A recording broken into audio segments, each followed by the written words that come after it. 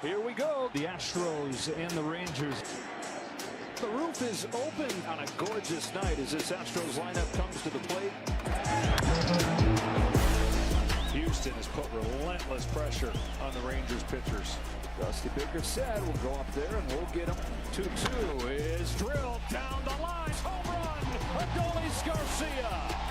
The 2-2 pitch to Jose Abreu. Hammered the left center field. Way back there. It is gone. Second deck, Jose Abreu. Upper left side. Bregman's got it, and this series is tied at 2 games apiece. What is up, everybody? Welcome into Game 5 of the ALCS preview show. We are here ahead of the game out in center field in Arlington.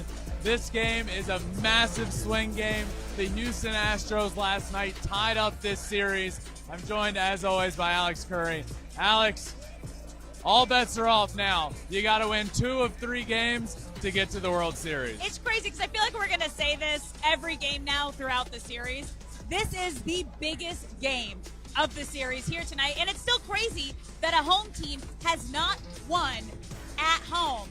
But, Ben, we are back to an even series here. We officially got ourselves a series because right now it is going to be the best of 3 moving forward. Yeah, look, I was on the drive over here. We all pile in the car together. We're heading over here, and I was literally sitting up in the seat to myself thinking, this series has been fucking awesome. You know, it's gotten everything. We've gotten the stars to show up, the majority of them. Yordan Alvarez doing his thing. We got a Corey Seager homer last night. We had a shutout in Game 1 of this series. We had Justin pitching great in Game 1. We have the villains of baseball going down 0-2 and then fighting back. We have pitching duels. We have high-scoring games. We've had it all, it feels like, so far. 10 runs scored last night. Max Scherzer came back to pitch after over a month not pitching. He made his return, and there was a lot of drama and questions around that. But scrap all that, Alex, because all that doesn't matter to this point. Astros were 0-2, but they're great on the road. We know all of the narratives, and they've all played out in different ways, and it's all led to a 2-2 series here tonight heading into Game 5. But now we have a brand new series. Again, 2 of 3. It's the best 2 out of 3 series to get to the World Series. 1 game here, 2 down in Houston, and we will see how that plays out. But I'm just excited to see what happens here tonight because tonight is going to be fascinating. The Game 5 winner has gone on to win 71% of Game 7, best of 7 series. 71%. It makes sense, right? We got a 2-2 series. The team that wins is going to be 1 away. The team that loses 2 away. That's how math works. And now we get to hear that it's 71% if you win tonight. So what do we have tonight? We have a great, great pitching matchup. Let's go all the way back to Game 1. Justin Verlander against Jordan Montgomery. Montgomery outdueled him. He was great. Justin was really good. Jordan Montgomery was great, and that was the difference in the game. The Astros couldn't score. Big difference now, the Astros offense has arrived to the ALCS. And it ain't just Yordan Alvarez anymore. It's the other guys. It's Jose Altuve, who's been on fire. It's Mauricio Dubon. It's Alex Bregman. It's Jose Abreu. So this offense that Jordan Montgomery saw in Game 1 ain't going to be this offense that he sees here tonight. But Justin on the mound for the Astros. It's his 37th postseason start, the second most of all time in the postseason. He has the most strikeouts all time in the postseason. Now he's pitching in a Game 5 in a tied series. And when Justin pitches in a tied series in the playoffs, he has a postseason ERA of 1.42 in 5 games started.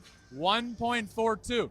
That's your guy, your stud, stepping up in the biggest swing game of the postseason and realizing that he can put his team on the back and carry them to a victory. That's what he's done so far in his career. We will see what he's able to do here tonight.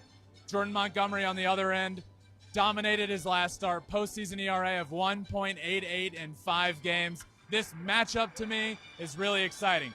Future Hall of Famer. We all know how good he is. He's been in this situation before. He was in this situation last year, Alex. He did it in Philadelphia A Game 5, 2-2 series. They won, go on to win that series. He gets to do it again tonight. Jordan Montgomery, far less proven, but so far what he's proven in his postseason career is that he's a dominant force that you don't want to face. So, next up for me is the managers. They're going to play a pivotal role throughout the rest of this series. 1 through 4, really 1 through 3, the games, you kind of know how you're going to map them out, right? You can lay in your bed at night and think, okay, I'm going to throw him in Game 1, him in Game 2, these guys in Game 3, these guys in Game 4. Once you get through that, I would compare it to like an opening drive in football, right? You have that drive planned out. You got it planned out in your sleep. That's what this series is, the first few games, the first time through the rotation, you have it all mapped out. From there, it's on the managers and how they manage in-game and what direction they want to turn to with their starters. So look for them to have a much bigger role. And they're two legends, Alex. They're two of the best to ever do it. Bruce Bochy, Dusty Baker, legends. And now we get to see them on the big stage, get to have more of a say, I think, in this series. So far, it's been pretty apples and, they're making the decisions that I think have needed to be made. There's been nothing one way or another that really, I think, moved the needle in terms of, wow, what a crazy decision. No, I think they've played it pretty straight so far. So we'll see what they do over these last few games. Games 5 and 6, you have Montgomery and Eovaldi. You know what you're going to do. What does Bochy do if it goes to a 7? I don't know. But the Astros are on the road now, and the Astros are 8-1 in their last 9 games at Globe Life. I've been talking about it all series long. Who cares if they're down 0-2? They'll be fine. Now guess what? They've gotten on the road. They've tied the series. They've done everything I expected them to, which is not lose on the road. This one is huge tonight. If you can win this one, it's massive. I compare this series a lot, Alex, to 2019. We've talked about it. Yep. 2019, that series against the Nationals. The Houston Astros lose the first 2 games at home. Oh, they're done. The Astros are done. They got to go on the road now? No. Not so fast. The Astros won every single game on the road. Are they going to be able to learn from that, though? Because that series didn't turn out in their favor. So to this point, it's followed step by step what happened in 2019. Where do they go from here? Are they able to change history and win the series? We will see, and tonight goes a long way to determining that. So how does having these two legendary managers kind of help them in these last 3 games? How will they be able to use that experience looking into this now essentially a 3-game series? Yeah, I think that's where they're going to pull back on a lot of their memories and decisions. Look, these guys aren't going to push the panic button. We talk about that a lot. Managers in this day and age a lot of times use analytics as a crutch to make a certain decision and say, well, the numbers said I should do that, so I did it. And it almost feels like a crutch for them to lean on if it doesn't work out. Dusty Baker and Bruce Bochy ain't afraid of getting backlash for a decision they make. No. They don't care. They're Hall of Famers. They're going to do what they feel is best, and I think that's going to play out maybe more so in a Game 7 than anything. But really, from here on out, we get to see them make decisions that I think are going to be a big factor. But talk to John Smoltz, as I do every single day, about this series and the way the current series is shaping out and the Astros winning on the road. Let's check that out now. All right, John, the series is tied 2-2 now. The Astros lose the first 2 at home. They win the next 2 here on the road. The narrative coming into this series for the Astros is that they're the best team in baseball on the road, and they know how to win on the road. And now they're doing that, and it doesn't seem like they're able to be slowed down on the road right now. How the hell do you explain what the Houston Astros are doing on the road right now? Well, they're unfazed by any moment because they've been through, a million playoff games. That helps. They got a lineup that's very disciplined. When pitchers don't make pitches, they make the most of their mistakes, and that's what they did these 2 games. It starts with Altuve. He is a wrecker of opposing pitchers. He was non-existent the first 2 games. They didn't win.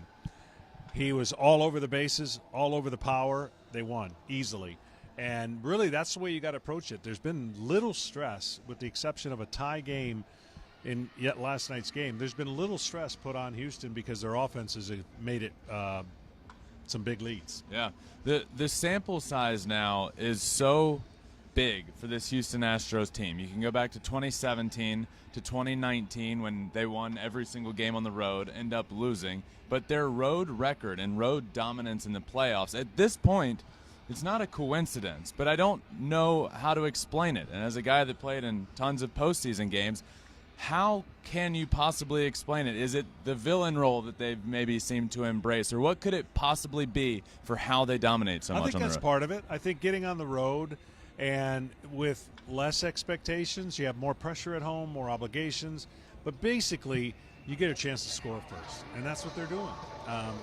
Nobody has scored first at home, and that has been because the other team has done their job early enough, taken the crowd out of the game. Game 1 was super close. It's the only game we've really had. I know Game 2 turned into a close game, 5-4, but it was 5-0. Yeah. So I think the biggest thing about this series has been timing, execution has been the sole difference on the pitching aspect to two very good offense. Now, all of a sudden, Houston's offense looks long and hard to pitch to. Texas has some holes. They have to clear that up. Otherwise, this same narrative is going to continue. Well, Ben, that wasn't the only legend that we got to talk to today. When we were down on the field during batting practice, we got to talk to Mr. October, Reggie Jackson, who is working with the Astros right now, and really dive into why this team has had so much success on the road and in the playoffs. Take a listen. All right, we are here with an absolute legend, Reggie Jackson. Reggie, my question for you, you spend a lot of time around this Astros team. What do you think makes them so good on the road, or any team really? How does a team have so much success on the road?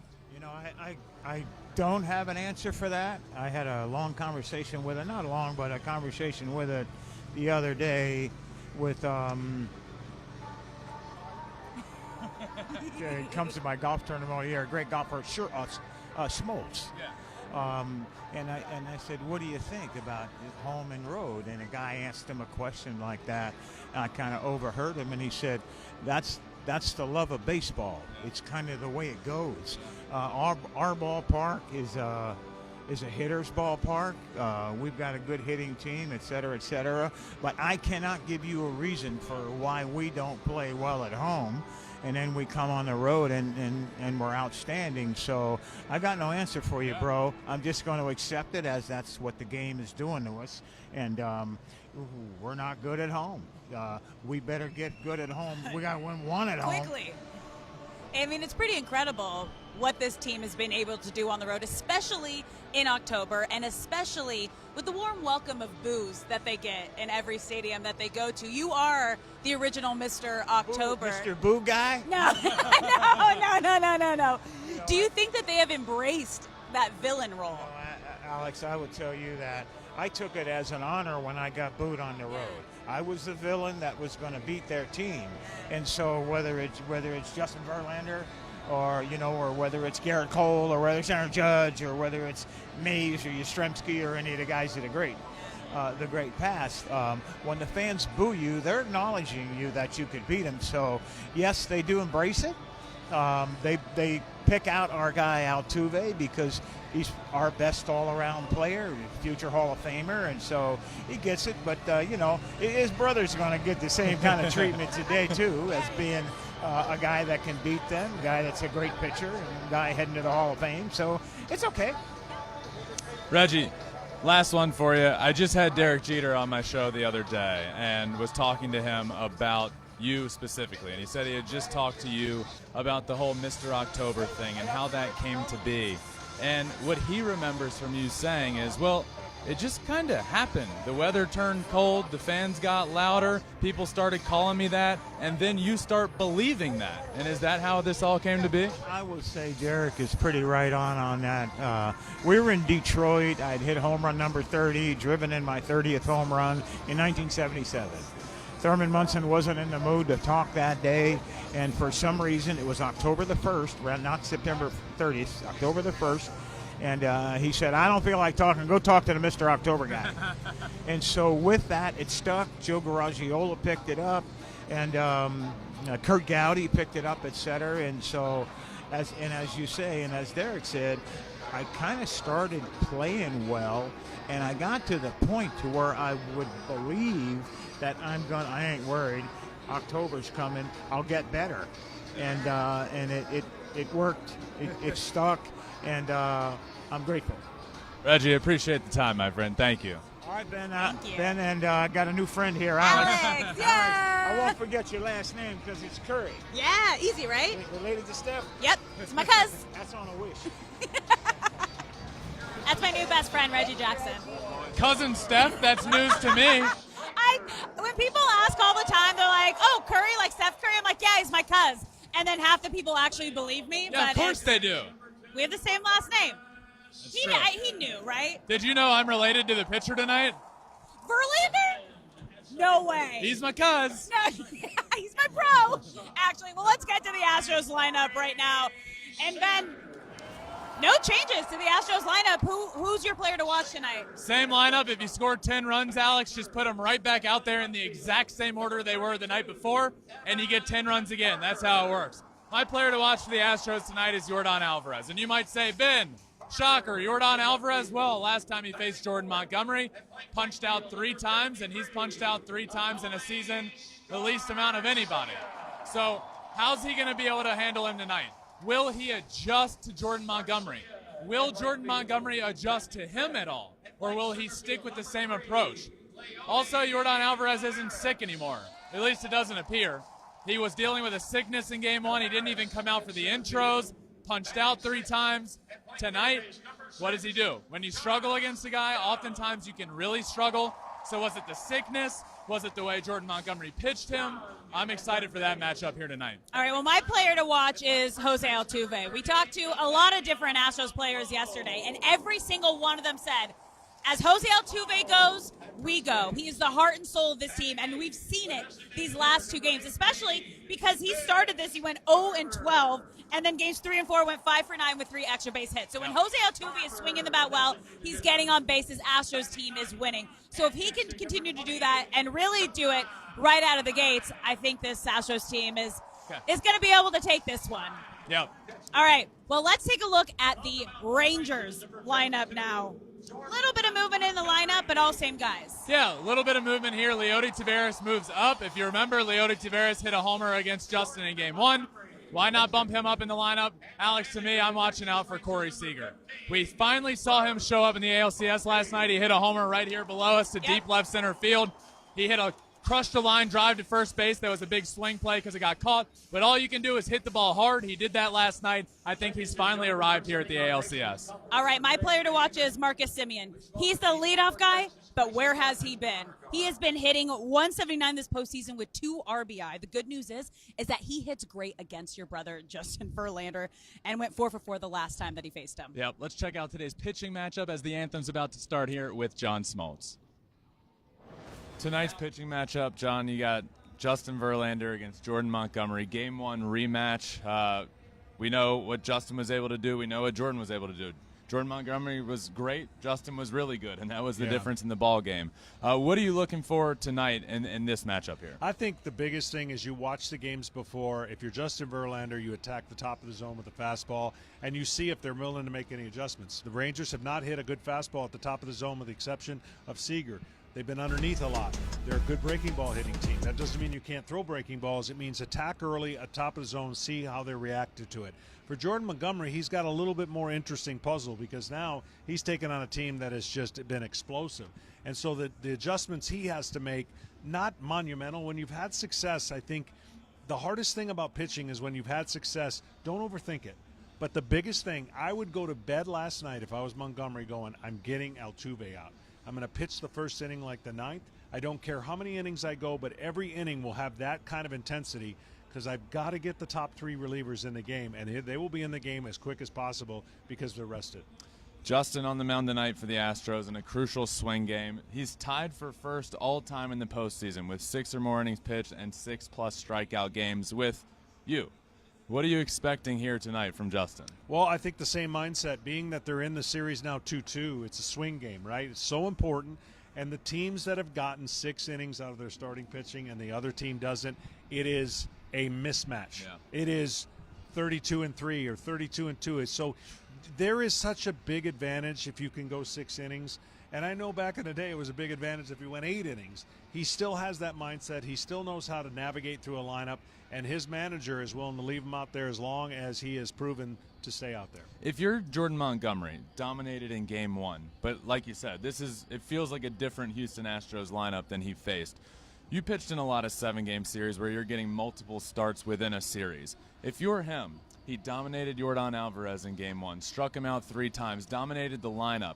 Are you changing anything? Are you thinking the team is going to come out and approach you differently, or are you comfortable coming out and saying, I'm going to stick with the exact same game plan I did against them 5 days ago? Yeah, I would be more on that mindset and make them change my mind. I mean, pitching is about adjusting. It's not about all the information and sticking with it. You have to be able to adjust. I think he's got a good feel for his pitches and a good feel for the swings that are being taken against him. And if he sees some different reactions, I think you're going to see some different pitching. For Yordan Alvarez, you cannot, and I emphasize cannot, stay in one place in any particular 3 in a row. You have to mix and match, and you have to walk him if you need to. That's the respect he deserves. That's the respect a pitcher will give him. Is he at any point going to – it felt like we were setting up for a situation last night. He comes in with the bases loaded. Are we about to see somebody pitching Yordan like the Barry Bonds treatment with the bases loaded? Absolutely. If the other team's up and you're up 2 or 3, you have to. One swing, you're down. I think the fact that he's shown this, you can't be scared to pitch against him, but you got to be smart. Yeah. And you got to pitch against him like they did in Game 1 and 2 with nobody on. This has been a different story. 3 and 4, he's been on with bases. There's not sometimes bases loaded a few times. So that's a credit of Houston's lineup, and that's the why is so important to get the top of the lineup out. That is the ultimate respect for someone like Yordan Alvarez, that you're gonna walk him if the bases are loaded. But let's talk about this pitching matchup right now, because we are back to both of these teams' aces. Both Jordan Montgomery and your brother pitched great in Game 1. However, Justin didn't get that run support. I don't think that's going to be the issue here tonight.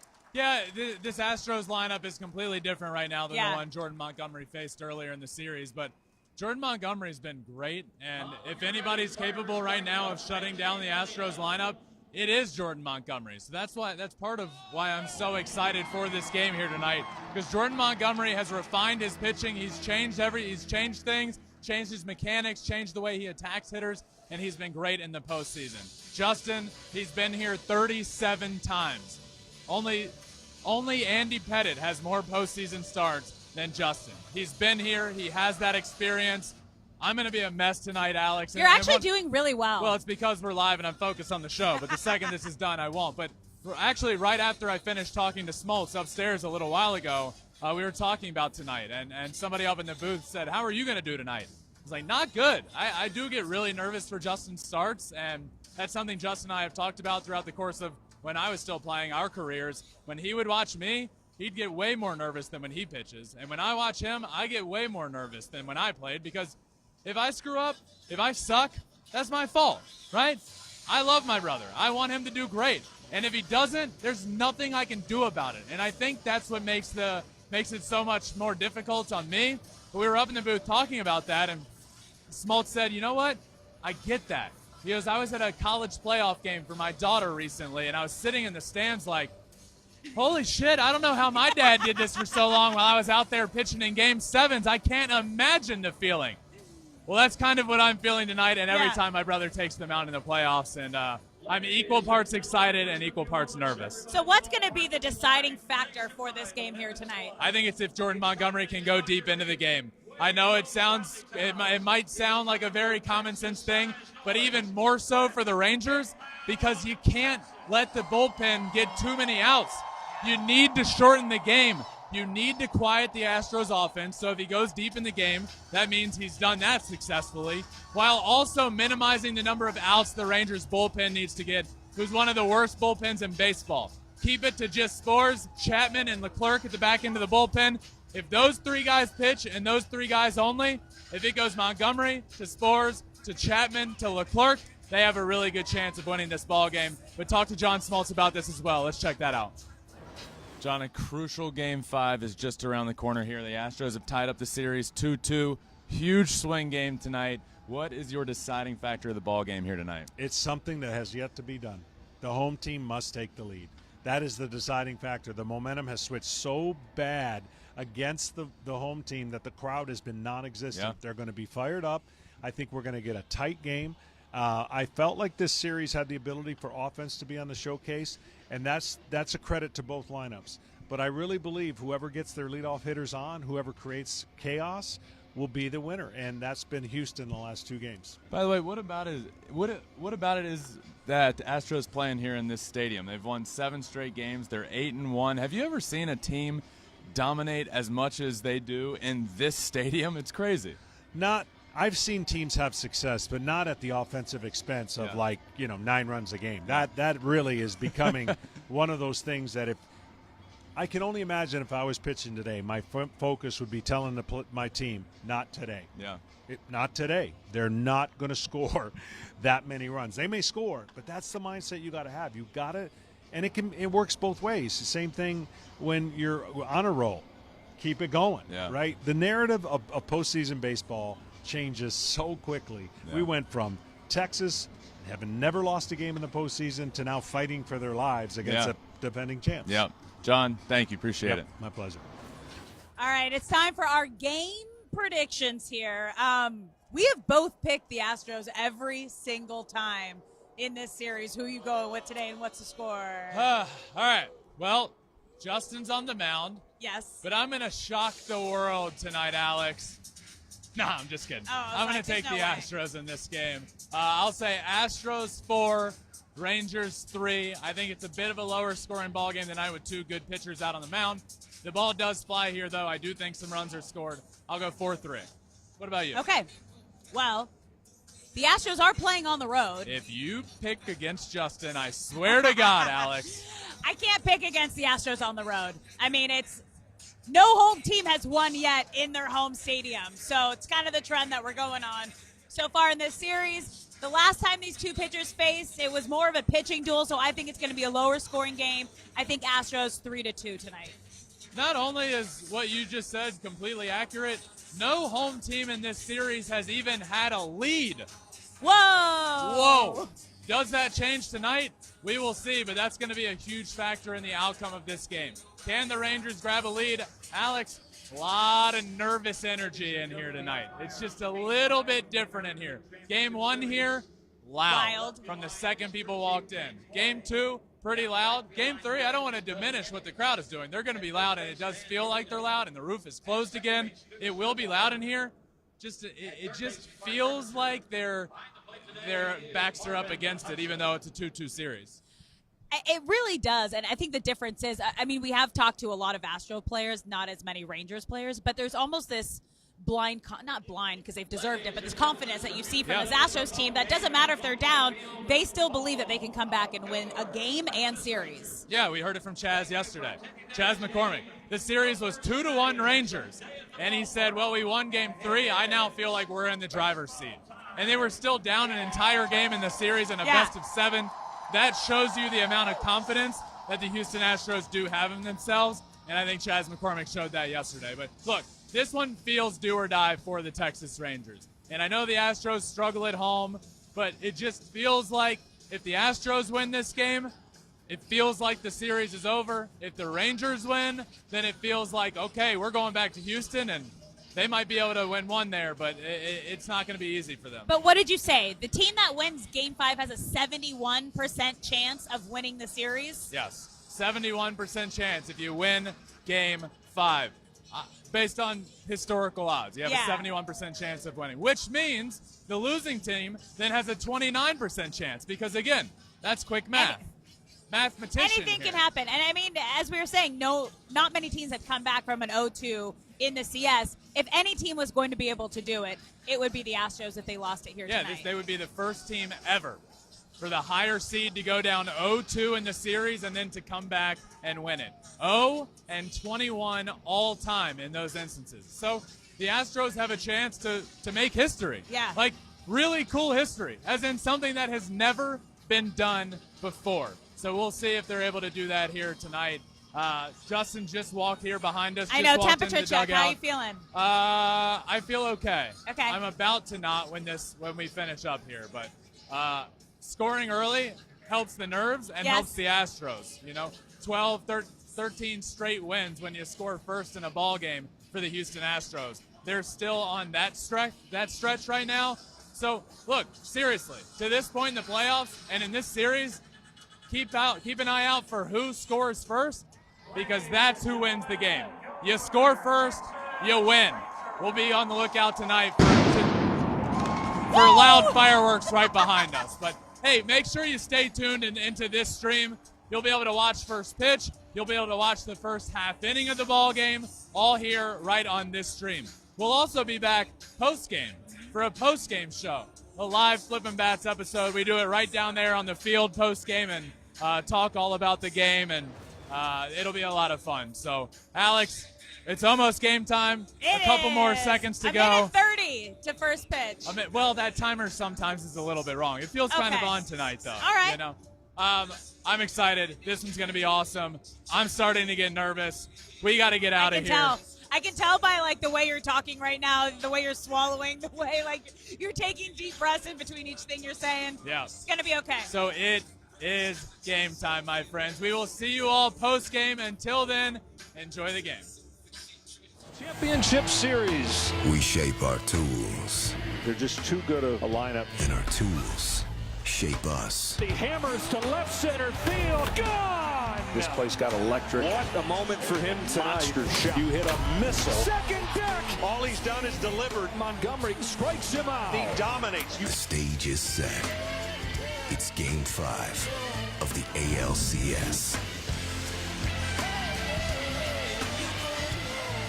And it is fitting that these teams that were tied after 162 games in the regular season are tied after 4 games in the championship series, and they play under a closed roof again after it was open for Game 4 last night. Here's Jordan Montgomery, who fired 6 1/3 scoreless innings in Game 1. He's been awesome in the postseason. He makes his 4th start of October here. And he'll face off with this lineup for the Astros here in Game 5. And Jose Altuve leading things off, and then Mauricio Dubon and Alex Bregman. Alvarez, Abreu, and Tucker through the heart of that lineup. McCormick, Pena, and Maldonado to finish things up. And right away, the guy that you've been circling for hours leading into this start. Yeah, you got to mix it up. You can't really pitch him traditionally. Last time Montgomery faced him, 3 different times on the first pitch, he threw 3 different pitches. That's what you have to do. Got to get the ball down, got to get the curveball at his back foot, and change-ups away. He covers. We already talked about plate coverage. You've got to make pitches like it's 0-2 every pitch to Altuve. Series tied at 2. And off we go at Game 5. He swings away at the first pitch, and how good does that feel for Jordan Montgomery? Well, you hear the crowd, and the crowd knows that is step 1 to a successful game for the Rangers. You know the Astros are going to be aggressive. They feel good in this ballpark.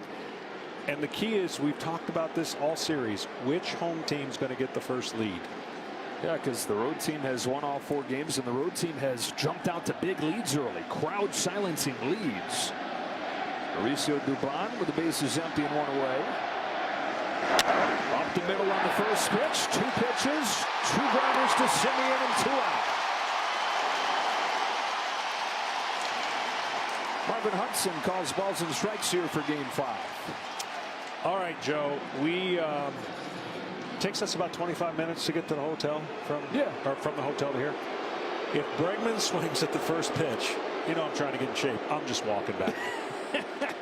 Oh man, I hope he swings. This would be a great story. Come on, Alex. If not now, then when? He is very patient, and he takes a strike, and you can take a car. Well, I was pretty confident that he was going to take. They had a 2-run triple to get the scoring started for the Astros yesterday. The latest of those quick starts for the road team as they led 3-0, just like that. There's so long. He takes outside. Well, what Montgomery does so well is he pitches to the corners and on the uprights of the strike zone. He never really comes inside too often. Most of his strikeouts are outside the strike zone, and that's what he relies on, that late movement and change of speeds. Coming inside with this 1-1 pitch. Bregman. It's a fly ball to left field. Back goes Carter on the track at the wall. Goodbye. Alex Bregman gets the Astros on the board. A first-inning home run.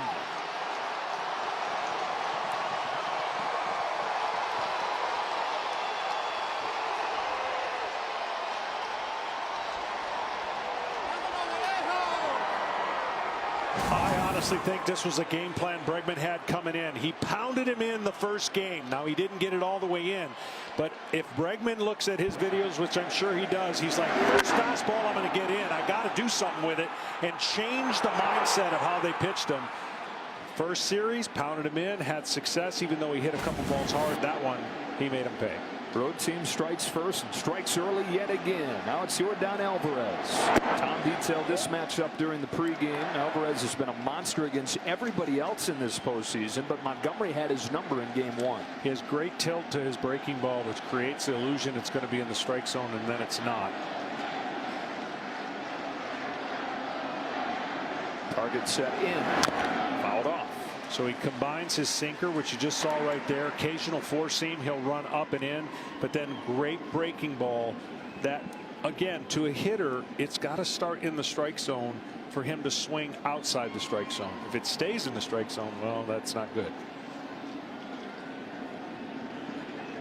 Montgomery to Alvarez with the 1-1 pitch. Curve for strike 1-2. Now that one actually started in off the plate. That's why he took it. Now he can expand the zone away and go for another kill shot on the breaking ball. See how he buckled? Think that ball was in after throwing a fastball in? Will he try to steal more outside on that breaking ball? He does. Alvarez takes it.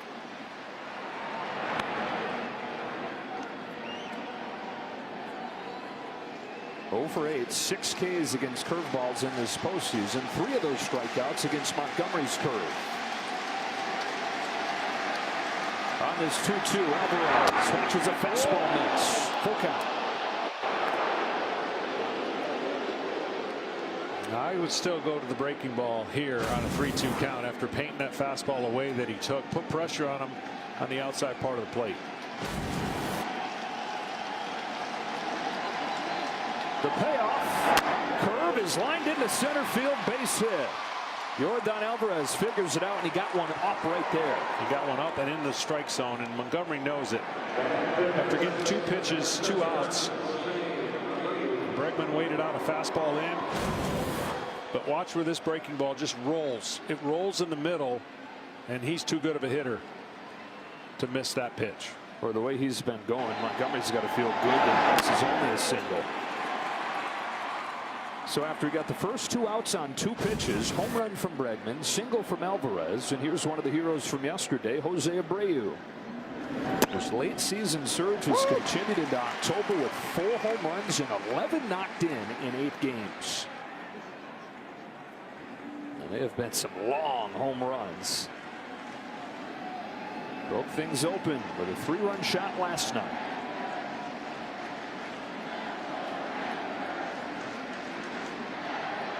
On this 0-1 from Jordan Montgomery, Abreu scalds it up the middle, off Montgomery, right to center to Simeon, and it's 1-6-4 to finish off the Astros in the first. But it's Alex Bregman, his 3rd postseason home run, the 18th of his postseason career, and once again the Astros flying early.